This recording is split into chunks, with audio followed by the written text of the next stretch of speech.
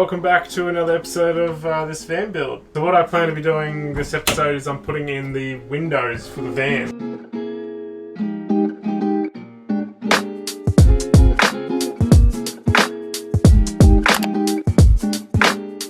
So I've got two windows planned that I'm going to be putting in. One's for the back where the bed is and one at the front for the kitchen. The one at the back is going to be a sliding acrylic window, which is quite easy to put in, and the one at the front is going to be a pop-out window, so you can stick your head out and say hello and everything. So the way I'm planning on doing this is I've cut out a cardboard template of the window frame itself, and I'm kind of positioning it into a place to find out where I want it. Because my bed is going to be width-wise, I don't want to have my head kind of touching against it, and I also don't want to be able to kick it out with my feet. So I'm trying to figure out if I put it right up against the corner, I can sleep quite comfortably on this side, not have my head touching it. When you have a curtain on there, you don't want your hair or your feet to kick the curtain off every time you go to sleep. So that's my reasoning behind that. So what I'm going to do is just drill a pilot hole through here so I can get my bearings on the other side, and then I'm probably going to mark it up from the outside where it's a much flatter surface, put my template in, mark around it, and then I'm going to be able to cut it out quite neatly with the jigsaw.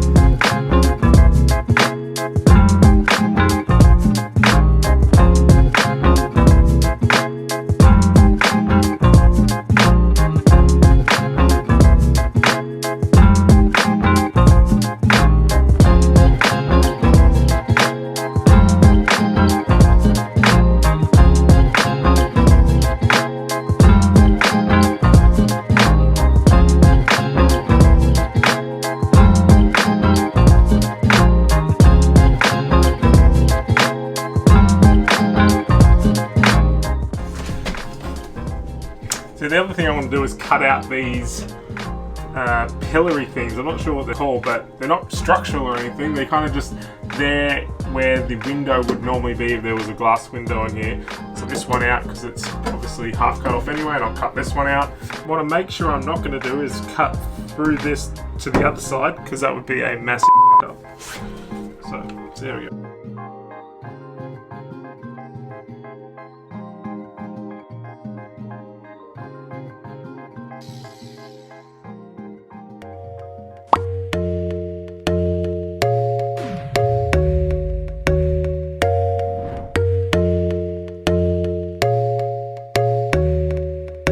Alright, so I've cut the hole out now, and what I've done is I've painted around all the edges with a bit of touch-up paint just to stop it rusting. Now I'm going to glue it in, and the glue I'm going to use is Sikaflex. So it's just quite strong polyurethane adhesive sealant, and it's going to do the job really well. So I'll show you how I'm going to do that.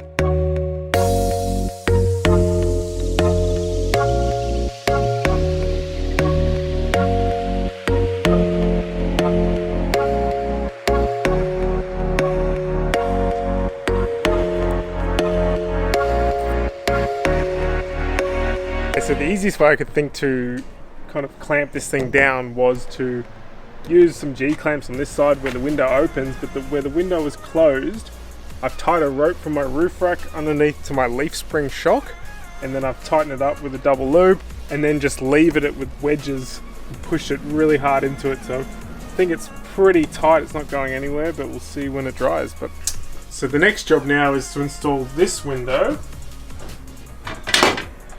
And that's going to go here. So that's going to be above my kitchen. And this window is a pop-out window rather than a slide, it pops out. So pretty much repeat the process with cutting the hole through the van now. Except this one has a clamp ring that goes on the other side. So this clamps onto the inside of the van, and then there's 16 screw holes that hold it all together. So that means I don't have to glue this one, which is good. Less mess.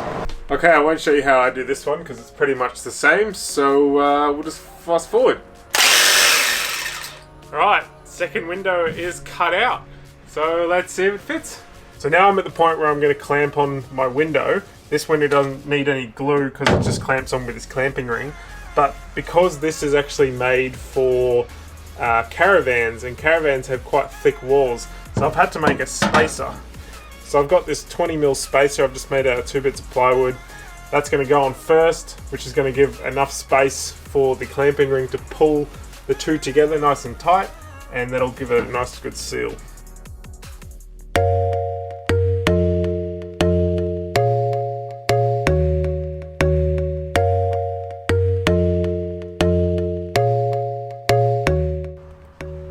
So the reason I bought this window, apart from that it popped out, it comes with a blind and fly screen assembly, and I didn't want to have curtains in the kitchen because I learned from experience they get dirty quite quick. They actually are a fire hazard when you're cooking around them, and just try to avoid them. So this is what I came up with for my design. This sits on here somehow. Yep, like that. And then you've got a fly screen and a blackout blind.